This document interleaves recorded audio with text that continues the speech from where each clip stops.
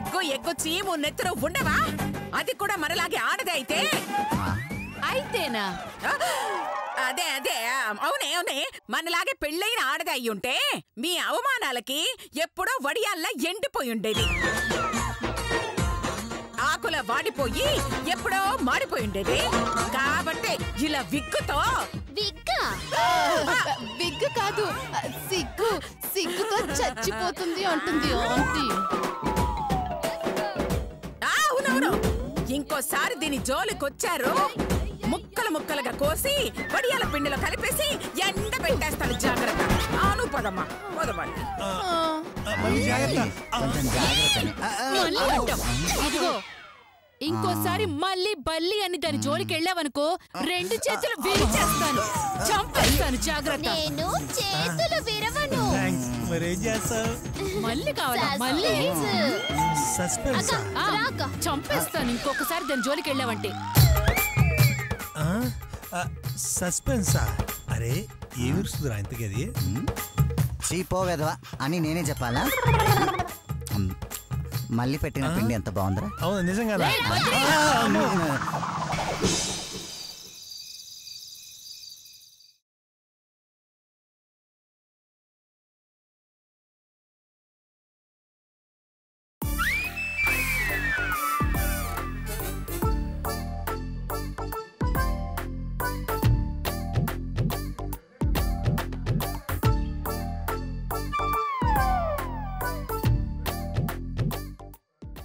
ఎంత ప్రశాంతంగా పడుకున్నారండి.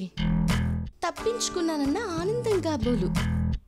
తప్పించుకునే తెలివి మీకుంటే ఇరికించే తెలివి మాకు ఉందండి.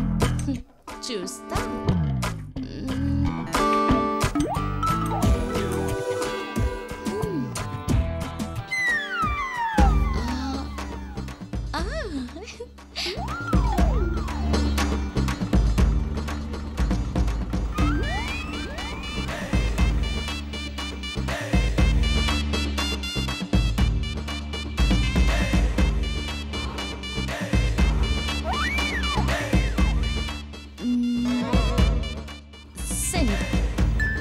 అమ్మయ్యా, మెసేజ్ చదవగానే బద్రీ బావగారు పరిగెత్తుకుంటూ వస్తారు.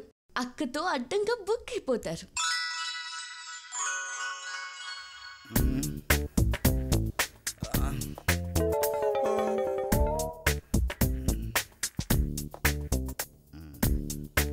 ఈ టైంలో మెసేజ్ ఎవరు పెట్టారబ్బా?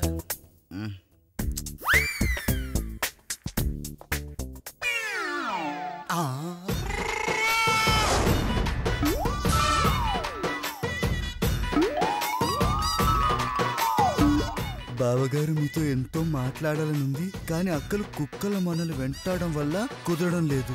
ఒక్కసారి అలా బయటికి వస్తే మనసు విప్పి మాట్లాడుకుందాం. కలనా నిజమా?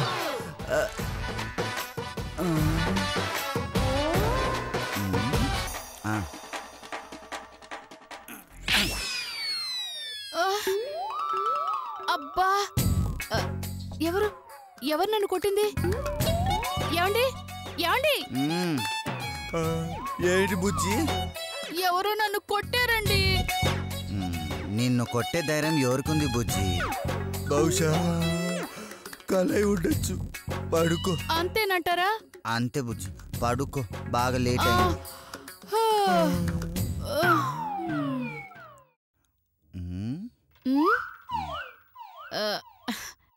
కలే.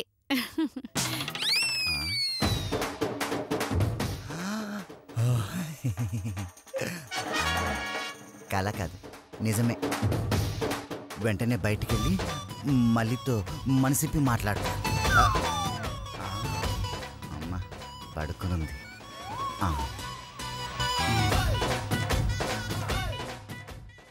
బద్రీ బావగారు మాయలో పడిపోయారు. అలాగే రంగా బావగారిని కూడా లైన్లో పెట్టేస్తే సరిపోతుంది.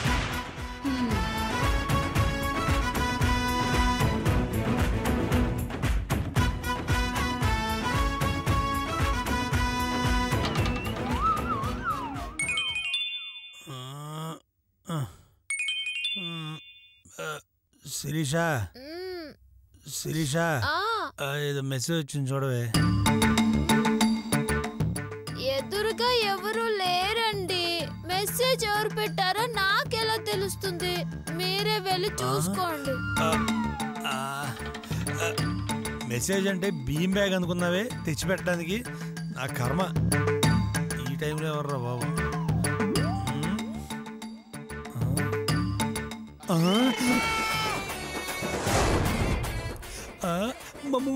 మళ్ళీ నాతో మనసు విప్పి మాట్లాడాలని SMS పెట్టిందా? అయితే వెంటనే వెళ్ళాలి.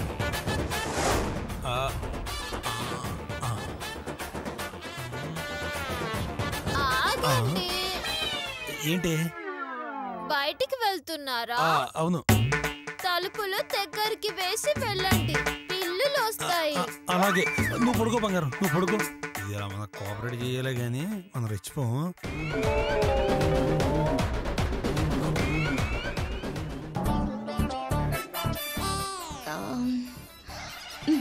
చెప్తాను పని.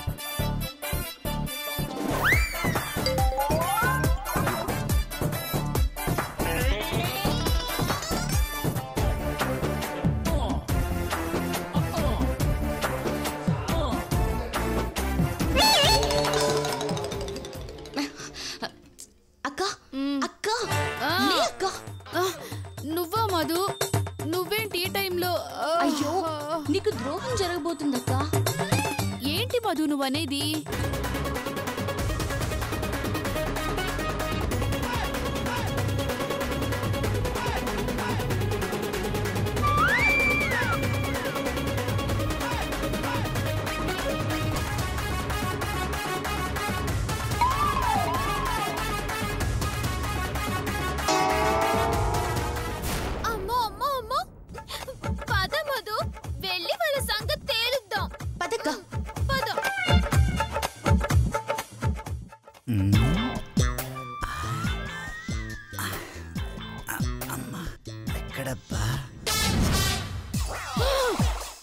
చెప్తానుంటు నీ పని.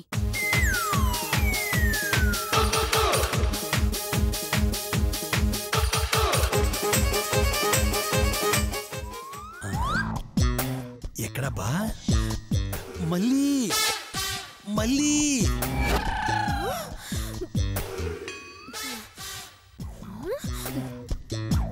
చెప్తాను పని.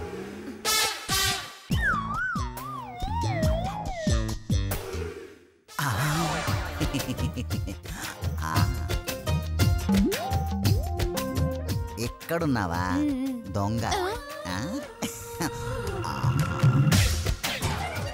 ఎక్కడ?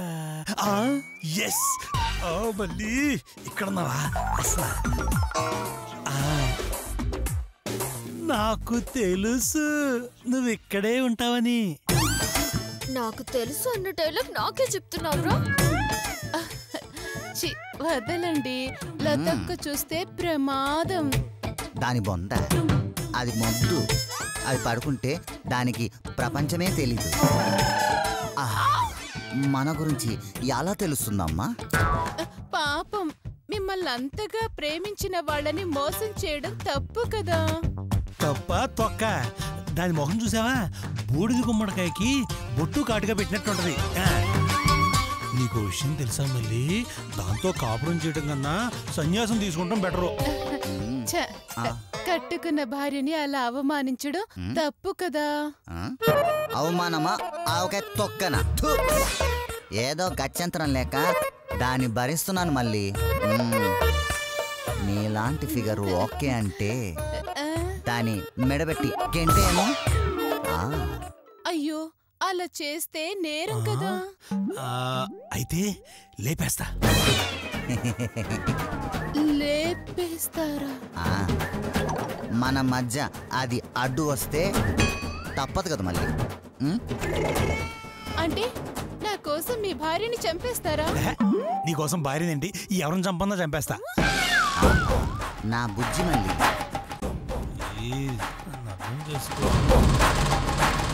రే బద్రిగా, రే బద్రిగా.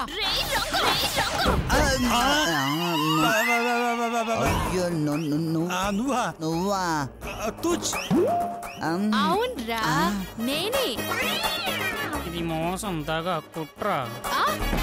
ఏంట్రా కుట్రా?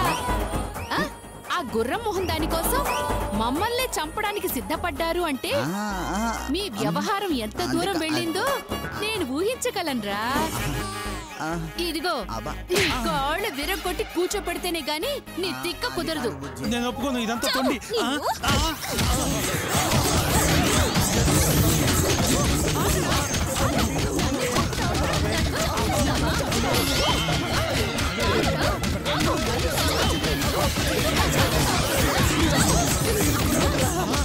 ఇదిగో మళ్ళీ ఇంకోసారి మళ్ళీ బల్లి పిల్లి అన్నావనుకో నలిపినట్టు నలిపేస్తాను. పేకాట పాపారావు.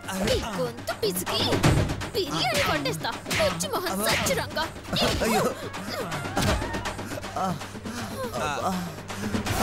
రంగా ఇంతకి మళ్ళీ ఎక్కడరా కనిపించలేదు? అవునరా, నేను అదే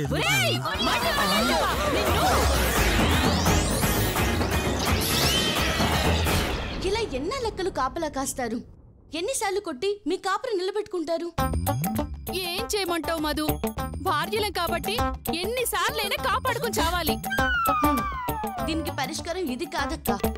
మరి మీ భర్తలు మళ్ళీ జోలికి వెళ్ళకూడదంటే ఊరు చివరి పుట్టలో నాగరాజుకి పూజ చేయాలి. అలా గనక చేస్తే దోషాలన్నీ పోయి మీ భర్తలు మీరు చెప్పినట్టే వింటారు. అబ్బా అలాగా?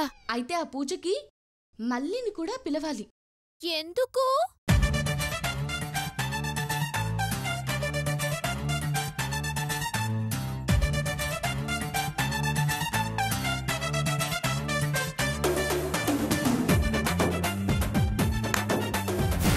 అలా చేయగలిగితే మీ సమస్యలు పరిష్కారం అవుతాయి అక్కలు. మా కాపురం కంటే ఏది ఎక్కువ కాదు మధు. సేమ్ నువ్వు చెప్పినట్టే చేస్తాం. Very good. మీ పని మీరు చేయండి, నా పని నేను చేస్తాను. అలాగే బయలుదేరండి. రావే చెల్లి.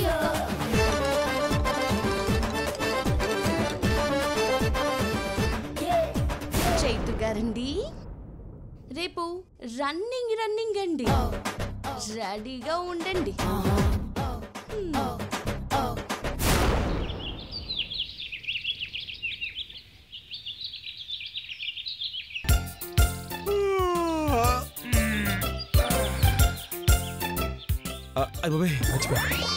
సిగరెట్ ఉంటే బాగుండు.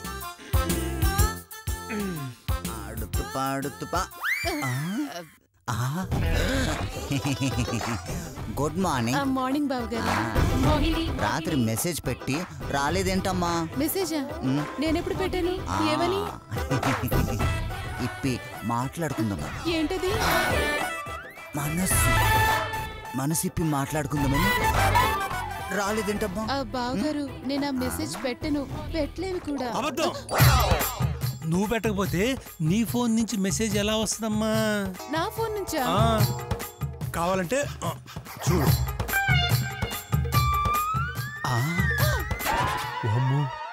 నాకు తెలియకుండా నా వెనకాల చాలా పెద్ద కుట్ర జరుగుతోంది. చెప్పు. ఇది నువ్వు పెట్టిన ఎస్ఎంఎస్ కదా? కాదు బావగారు, మిమ్మల్ని ఎవరు ఆట పట్టించడానికి మీకు అలా పెట్టుంటారు. ఆట పట్టించడానికి ఆ అవసరం ఎవరికుందబ్బా?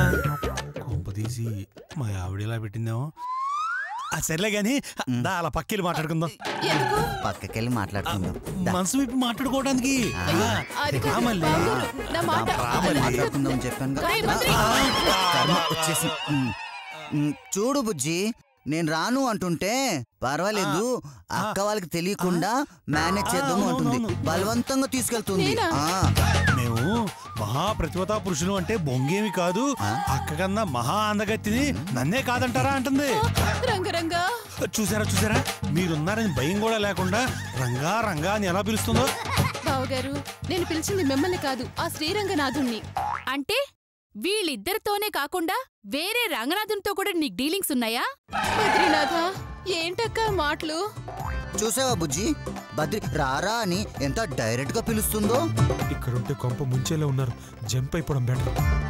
నేను వెళ్ళి స్నానం చేసేస్తానా? నువ్వేంటో నీ నిజాయితీ ఏంటో వీళ్ళకి తెలియకపోవచ్చు. కల్లారా చూసిన దాన్ని నాకు బాగా తెలుసు. నువ్వు వీళ్ళనే కాదు, ఏ మగాన్ని ప్రేమించలేవు.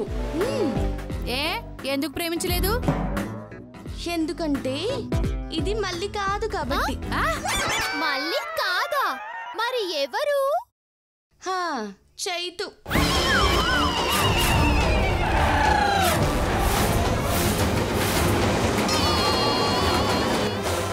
ఏంటి మళ్ళీ ఏ చైతునా? నేను చైతు ఏంటి మధు? అవును, నువ్వు చైతువే కదా. నిన్ను బ్యాంక్ వాళ్ళు వచ్చినప్పుడు చైతు వేషం వేసావు కదమ్మా. అప్పుడు నువ్వు చైతువే అవుతావు కదా. అలా అన్నావా? మరి ఎలా అనుకున్నావమ్మా? నేను వస్తానే. ఆగమ్మా ఆగు. స్నానం చేసి త్వరగా రా. ఎందుకు? మనం గుడికి వెళ్తున్నాం. గుడికా? మీరు వెళ్ళండి, నాకు పనుంది. అరే ఎందుకు రావు? అంటే నా దగ్గర కొత్త చీర లేదుగా.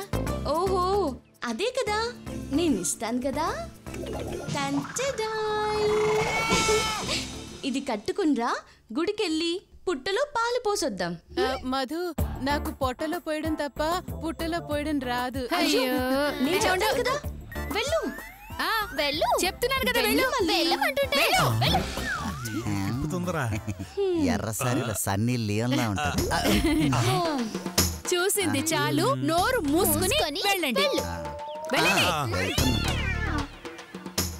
అక్కలు ప్లాన్ పర్ఫెక్ట్ గా వర్కౌట్ చేయాలి.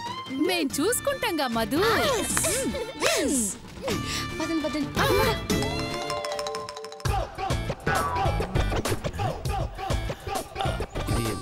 ఇది మళ్ళీ గెలుగుదా? ఓసారి పిలిస్తే పోలా? పిలవగానే వచ్చిందంట. ఈ మన్మధురాలు లవ్ చేస్తా ఉన్నది కాబట్టి పిలవగానే వచ్చి తీరుద్దే. పిలుస్తా.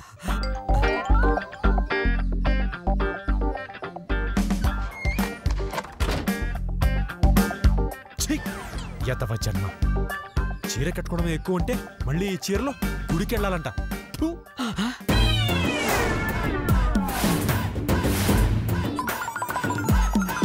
ఇదేంది ఇదే? మళ్ళీ గొంతు మగాడి గొంతులో ఉందే.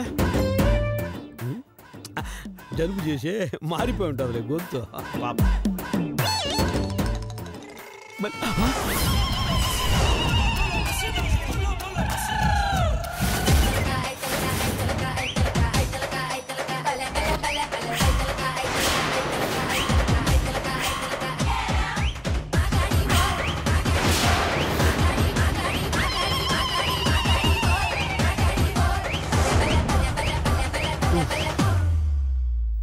గ్యారంటీగా ఏదో ప్లాన్ చేసింది. అందుకే ఈ చీర ఇచ్చి మరీ బయలుదేరమంది. ఇప్పుడు ఏం చేయాలి? సమయానికి అమ్మ కూడా లేదే. లేచిపోతుంది.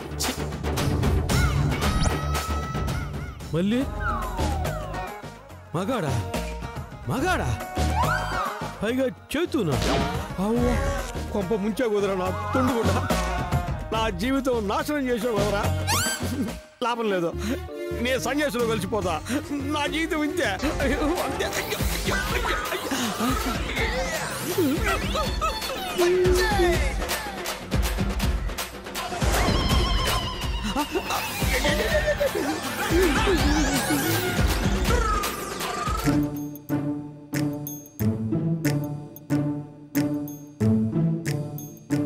అక్కలు మళ్ళీ ఇది లోపల రెడీ అవుతోంది.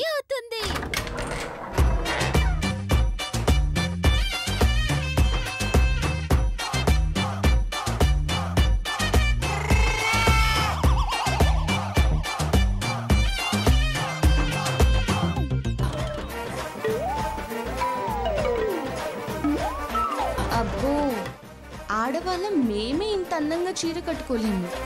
భలే కట్టుకున్నారండి. ఏంటి మధు అలా చూస్తున్నావు? మీరు అమ్మాయి పుడితే బాగుండేది అనుకుంటున్నాను. ఓ అలాగా. ఏంటి? ఏం లేదు, పూజకి టైం అవుతుంది, వెళ్దాం. మధు, ఆంటీ వచ్చాక అందరం కలిసి వెళ్దాము.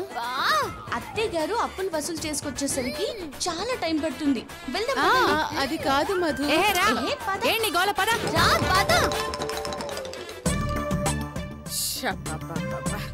లతా, శిరీష, మధు. లతా, శిరీష. అమ్మా వాళ్ళెవరు లేరమ్మా. ఎక్కడికి వెళ్ళారా? గుడికి వెళ్ళారమ్మా. అలాగా, సర్లే మళ్ళీని పిలు. మళ్ళీ కూడా వెళ్ళిందమ్మా. వాడు కూడా వెళ్ళాడా? వాడా? అదే అదే మళ్ళీ కూడా వెళ్ళిందా అని అనబోయి వాడు అన్నాను. మళ్ళీ రాను అంటే మధు బలవంతంగా తీసుకెళ్ళిందమ్మా. మధు బలవంతంగా తీసుకెళ్ళిందంటే ఆలోచించాల్సిన విషయమే. అర్జెంటుగా వెళ్ళాలి, లేకపోతే దొరికిపోయే ఛాన్స్ ఉంది. నేను ఇప్పుడే వస్తాను. ఎక్కడికమ్మా? శ్మశానానికి. శ్మశానం ఏంట్రా? కొంపతీసి మళ్ళీ ఎక్కడ ఉందా ఏంట్రా? రే మళ్ళీ శ్మశానంలో ఏం చేస్తుందిరా? దెయ్యాలతో డాన్స్ చేస్తున్నామరా? తప్పురా. కరెక్టరా? ఓకే పదరా, చలో లోపలికి వెళ్తాం.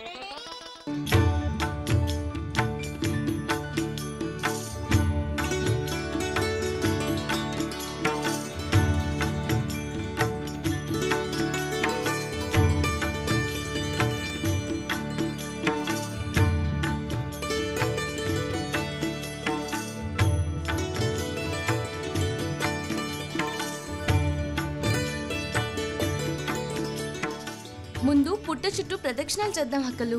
అలాగే మధు. మళ్ళీ ఇరా. అక్క, పుట్టలో పాలు ఆడవాళ్ళు పోస్తారు కదా, నేను పోయడమేంటి? ఆడవాళ్ళు చేస్తారా? అంటే నువ్వు ఆడదానివి కాదా?